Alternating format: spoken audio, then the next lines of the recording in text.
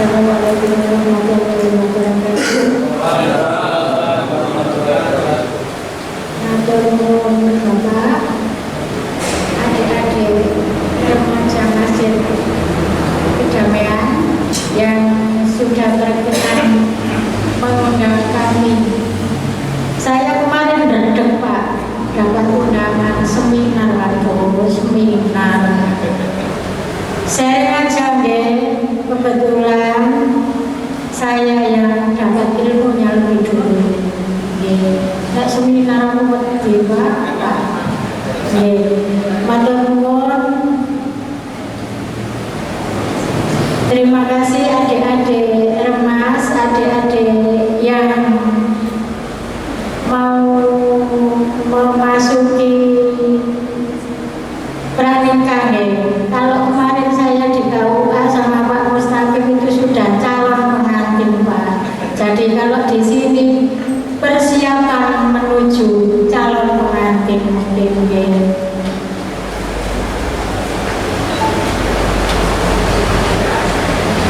Seperti yang sudah disampaikan, nama saya Bu Suryani.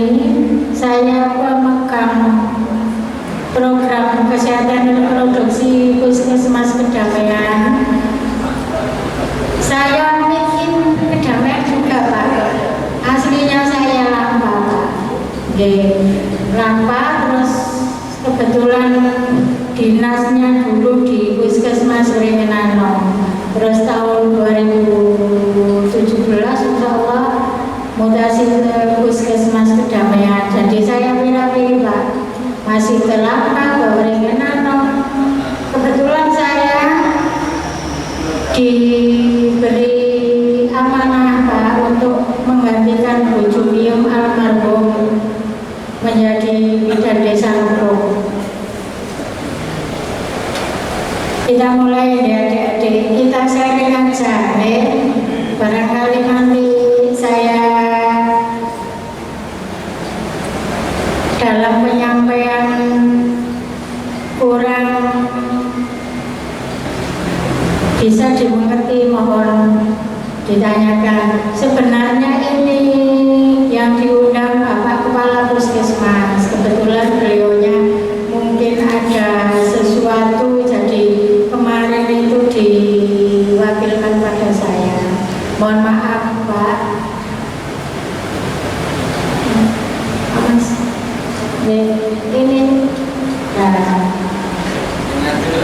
Ini nggih Pak, nggih saya oke. Kalau tak anggap tunggu gak apa-apa. Materinya kelas jatim, kelas calon pengantin atau KIE kesehatan reproduksi calon pengantin. Mengapa KIE reproduksi dan seksual diperlukan bagi jatim? Agar jatim memahami konsep kesehatan reproduksi dan komponennya, mempersiapkan jatim akan kehidupan perkawinan sehat. Jatim itu lah calon pengantin. Terus yang perlu dipahami kesehatan reproduksi dan komponennya. Pangapunten nggih kula ngajeng. Kesehatan reproduksi itu meliputi alat kelamin luar dan dalam. Tujuan KI Estrojatim semua pasangan calon pengantin yang akan menikah meningkatkan akses dan kualitas pelayanan kesehatan reproduksi dan seksual bagi jatim. Petugas kesehatan di puskesmas dan jaringannya dapat memberikan KIE Kespro pada jatim. Petugas kesehatan di puskesmas dan jaringannya dapat berkoordinasi dengan lembaga keagamaan dalam pemberian KIE ke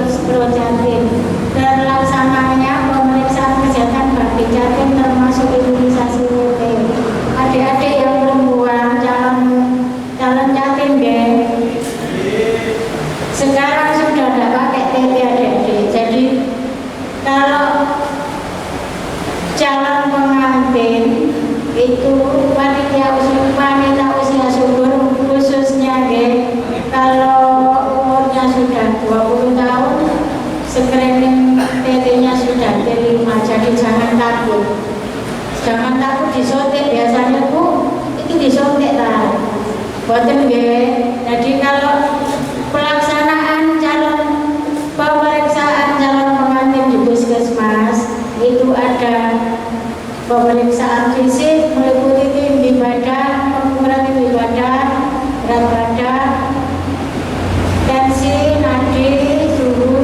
Terus kalau pada jantung perempuan ada pengukuran lingkar lengan atas. Lingkar lengan atas ini minim 23,5 cm. Kenapa?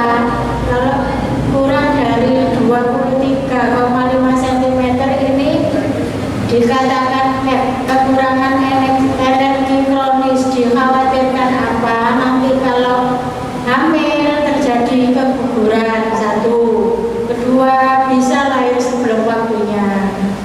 Tiga, yang paling menyeramkan itu kalau pas persalinan akan terjadi perdarahan. Terus nanti pada waktu pemeriksaan laboran itu kalau calon pengantin perempuan ada pemeriksaan golongan darah, pemeriksaan HB, dan pemeriksaan PP test. Kalau laki-laki cuma golongan darah sama HB. Golongan darah ini juga minim 11,5 gram desiliter. Kalau kurang dari itu dinamakan anemia. Kenapa? Kok kadar hemoglobinnya diperiksa supaya tidak terjadi hal-hal yang tidak kita inginkan, seperti perdarahan pada waktu persalinan. Nah, bagaimana Bu kalau pada saat pemeriksaan lila maupun HB-nya rendah, kurang dari normal, kita tetap memberikan surat keterangan sehat Jatim dengan catatan biasanya kita kasih penyuluhan untuk tidak hamil terlebih dahulu.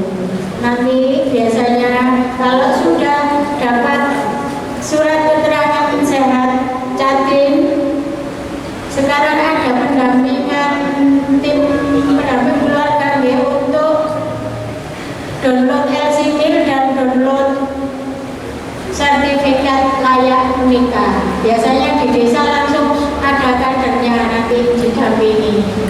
Kalaupun persyaratannya biasanya terkendalanya ya kalau dari segi kesehatan itu biasanya yang paling banyak itu PET dan anemi. Tapi sama Pak KUA tetap kalian tetap dinikahkan ya Pak. Terus kalau nanti ada pemeriksaan PP testnya positif itu sama Bapak KUA kemarin Bu, kalau PP testnya positif tolong diisi berapa minggunya ya Pak. Kemarin seperti itu untuk menentukan nasabnya ya Pak. Sasaran KIE Pro, semua pasangan calon pengantin yang akan menikah ini diharapkan calon pengantin pria mengikuti perempuannya dari calon pengantin wanita. Jadi pemeriksaannya kalau pengantin wanitanya, calon pengantin wanitanya ngebom ya, kedamaian kan otomatis puskesmasnya.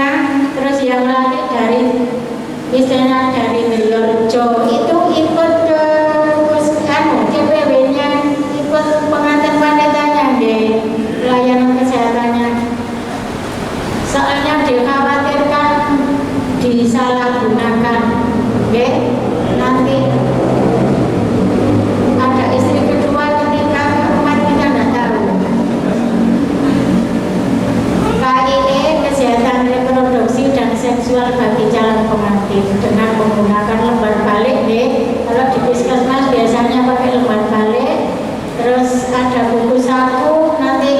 dikasih buku sakunya, terus ada apa lembar surat keterangan sehat Jatim 2, yang satu dikasihkan KUA, diserahkan KUA, yang satu untuk dikasihkan adik-adik calon pengantin.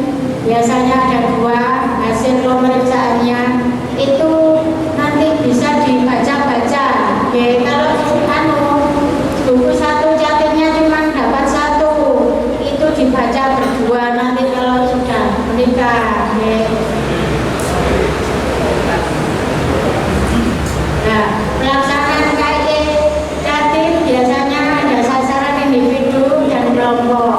Kalau individu biasanya dilaksanakan pada saat pelayanan kesehatan Jatim di puskesmas. Kalau kelompok biasanya saya gabung sama KUA pada saat pimpin ya Pak, Pak. Tempat pelaksanaannya di puskesmas. Pemeriksaan kesehatan, suntik TT Jatim, ini sudah ada, ya, jangan takut ya, KIE Jatim.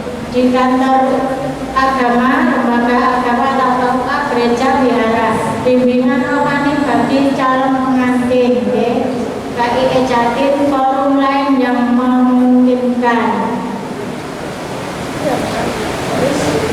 Jenis dan tempat pelayanan KIE kesehatan reproduksi calon pengantin. Pelayanan kesehatan keseluruhan calon pengantin di puskesmas termasuk imunisasi, tetanus toksoid, dan rumah sakit bila ada rujukan. Komunikasi informasi dan edukasi bagi calon pengantin di KUA atau lembaga kesehatan, lembaga agama dan di puskesmas. Kalau rujukan ini dulu teman-teman, adik-adik ya, dulu kita melaksanakan pemeriksaan pelayanan calon pengantin itu bukan sekedar HB, golongan darah dan rapid test, tapi menyeluruh. Waktu itu ada HBsAg, HIV/AIDS dan sifilis. Tapi dengan berjalannya waktu kita juga bingung kalau nanti ada salah satu pemeriksaan yang positif, maukah pasangan yang menerima? Oke. Nah,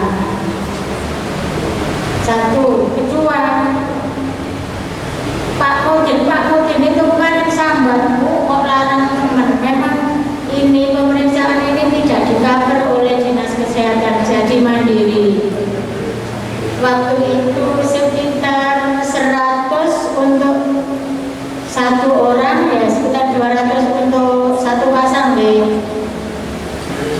Jadi kalau nanti umpamanya HIV/AIDS yang positif, otomatis kan pasangannya nggak mau menerima, takut ketularan. Satu, kedua kan takut, ya Allah jangan-jangan sebentar lagi COVID. Terus kalau sifilis ini kan jelas, berarti kan calonnya, mohon maaf, agak nakal. Kalau HBsAg sama HIV ini sebenarnya tidak selalu karena perilaku masing-masing orang. Kadang karena, mohon maaf kalau penjenengan semua ada yang donor darah, menerima donor darah atau menerima suntikan. Mungkin dari teman-teman nakes saya ada yang agak menyimpang, maksudnya jarumnya tidak baru, terus pada waktu teman-teman menerima donor itu dari si pendonor ada penyakit yang mungkin kan sudah difilter, darahnya sudah disaring, sudah tapi kalau kita kan sudah berusaha, tapi yang menentukan Allah balik ke sana. Terus komunikasi informasi bagi calon pengantin di KUA ini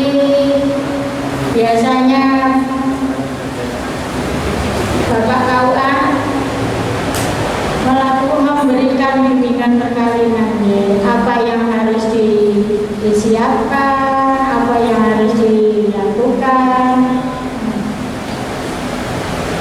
Pelaksana KIE, bidan, dokter, perawat, nakes lain yang kompeten. Biasanya kalau di puskesmas ini ada 3 serangkai, dulu 4 serangkai, saya kebetulan di Ngepung, jadi ada 3 bidan, ada Bu Siti Rohana, Bu Wahyuni, dan Bu Jatuh Mayasari. Kalau nanti hasilnya ada sesuatu yang perlu dikonsulkan, biasanya kita konsul ke dokter, ada dokter Iva, dokter anak, dan dokter Ano. Perawatnya ini biasanya tidak diganti Bu Erwin sebagai ahli gizi puskesmas Kedamaian kalau memang hasil dari pengukuran nilai terlalu kecil. Nah, ini alur pemeriksaan, alur pelaksanaan KIE Kespro bagi Jatim, ke kantor desa, nanti ke puskesmas, dari puskesmas ke pembekalan Kespro bagi petugas penyuluh ada buku sakunya, nanti ke puskesmas, dari puskesmas dikembalikan ke KUA lagi untuk pendaftaran penyatakan kursus konseling pranikah, pasangan calon pengantin, nanti ke KUA atau ke catatan sipil. Pelayanan kesehatannya untuk pemberian KIE, pemeriksaan kesehatan, dan imunisasi TT.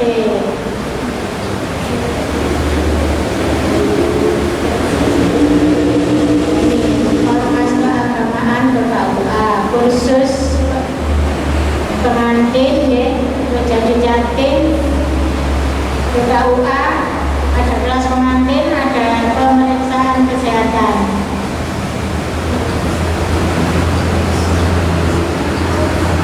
Hasil yang diharapkan pada saat pelayanan kesehatan dengan meningkatkan pengetahuan calon pengantin dalam pengetahuan tentang kesehatan reproduksi akan 1. Terlaksananya keadilan dan kesetaraan gender di dalam pernikahan, meningkatnya kesadaran pentingnya ansih sedini mungkin, mengetahui tanda-tanda bahaya pada kehamilan, persalinan, dan nifas, dan segera mencari pertolongan tenaga kesehatan, melakukan persalinan di fasilitas kesehatan.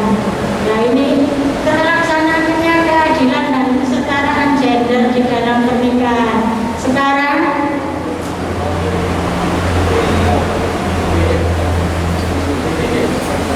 saya kira adik-adik semua sudah paham kesetaraan gender. Jadi kalau dulu itu sepertinya Bapak calon pengantin pria itu yang dominan, tapi sekarang kan sudah tidak ya. Jadi pada saat persiapan, pada saat pelaksanaan, dan ini terutama setelah menjadi pengantin, ini apa ya, sudah saling memahami fungsi tugas dan fungsinya masing-masing. Bapaknya calon pengantin perempuan, pengantin perempuannya cari nafkah, pengantin laki-laki cari nafkah, pengantin perempuannya di rumah, atau sama-sama bekerja, jadi harus saling mengisi, saling membantu. Maksudnya gini, kalau dulu kan untuk urusan masak, urusan bersih-bersih di rumah, urusan cuci dan lain-lain itu kan perempuan.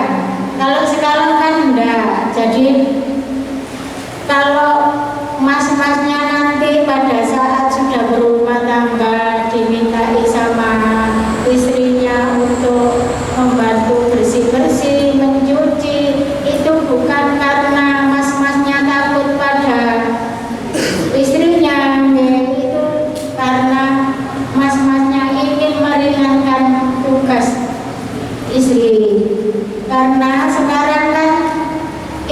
juga kebanyakan kerja. Terus meningkatnya kesadaran tentang ANC sedini mungkin.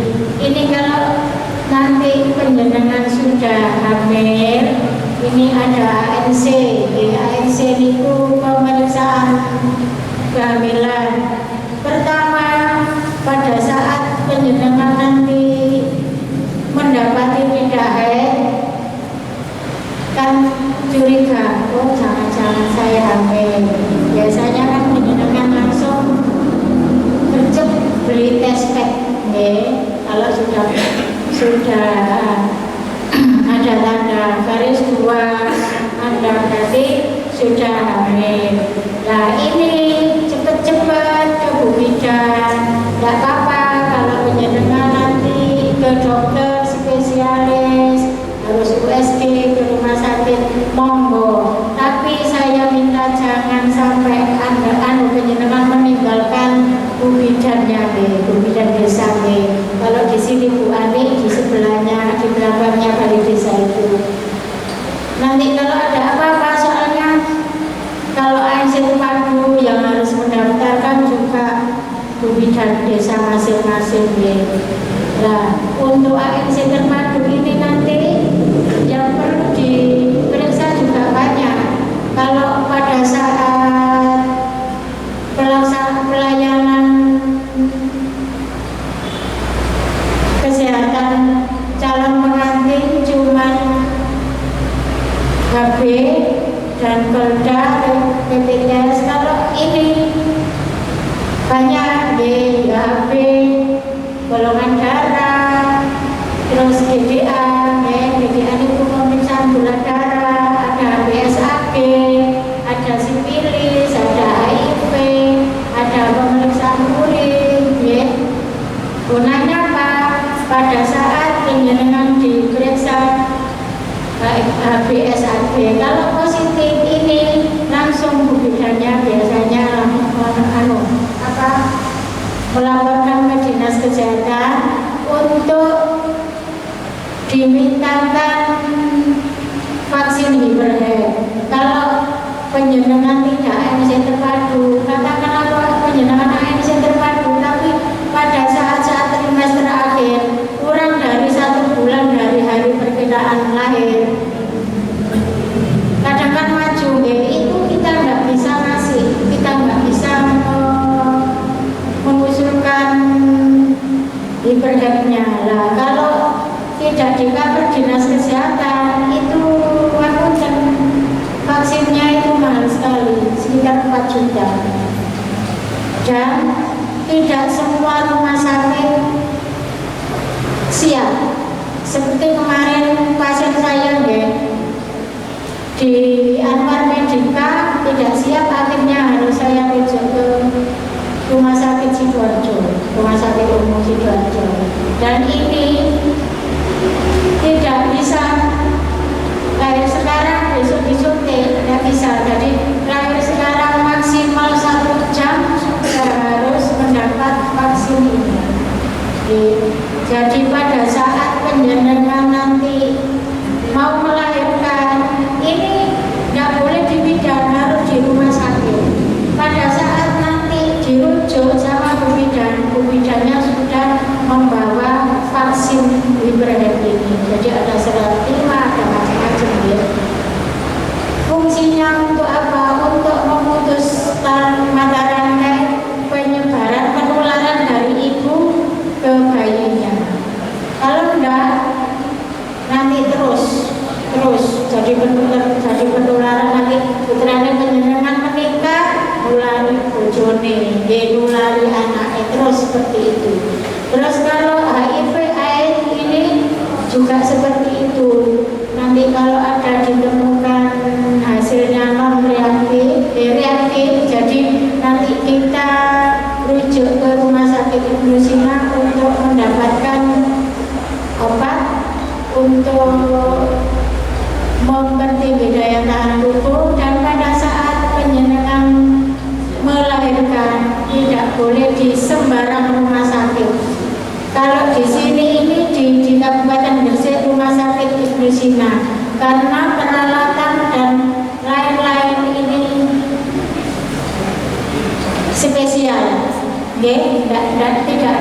rumah sakit.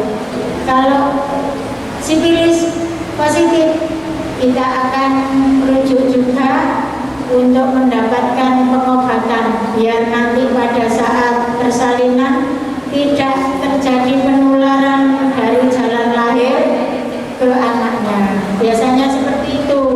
Saya kemarin ini berapa bulan yang lalu itu, jadi bayinya itu di matanya keluar nanangnya. Kalau sekedar nenek biasanya kita lap sama tisu kan sudah hilang. Ini enggak, jadi perlu penanganan lebih lanjut oleh dokter spesialis mata dan spesialis anak di rumah sakit agar tidak terjadi kebutaan. Mengetahui tanda-tanda bahaya pada kehamilan. Mohon maaf, ibu hamil tidak boleh ada perdarahan sedikit pun, terus tidak ada kontraksi. Biasanya kalau ada kontraksi pada saat hamil muda dikhawatirkan terjadi keguguran. Makanya biasanya kalau sudah ada ditemukan positif hamil, kalau calon bapak diberi penyuluhan, biasanya langsung kita panggil, Pak, mohon maaf, Mas, mohon maaf, ini mbaknya sudah hamil, jadi minta tolong untuk pekerjaan sehari-hari dibantu. Soalnya kadang kandungan wanita satu dengan yang lain itu lain. Ada yang masih meskipun diajak kemana-mana, wis ekstrak lah istilahnya, itu kuat. Ada yang tidak kuat. Kalau nanti biasanya ada mules, rasanya seperti mau haid atau ada flek, itu ya sama Bu Bidan sudah warning bed rest total. Jadi semua kegiatan di atas tempat tidur, tidak boleh kemana-mana kecuali kalau mau sholat atau ke kamar mandi. Tapi biasanya kalau bisa itu di atas tempat tidur. Jadi kalau mau makan wis malam-malam sini, ya tolong aku makan masih ya ngono nggih, wis kan ini untuk penerus masa depan.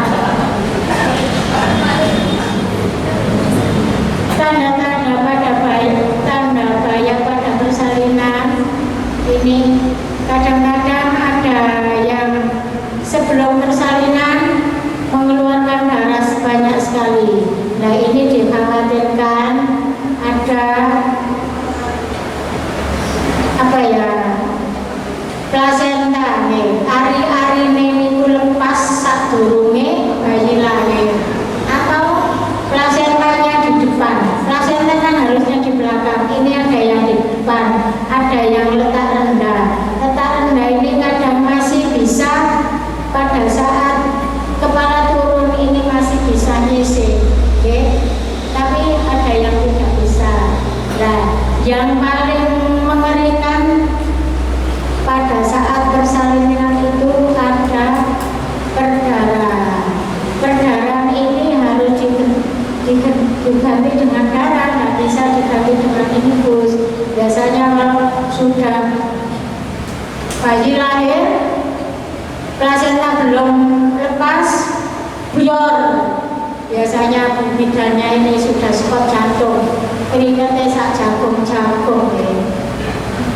Makanya pada saat pandemi ini kemarin, alhamdulillah bidannya tidak ada yang menolong persalinan. Ada 1-2 yang masih menolong persalinan. Satu, Bu bidan juga takut tertular. Soalnya bidan sama SPOG banyak sekali yang gugur pada saat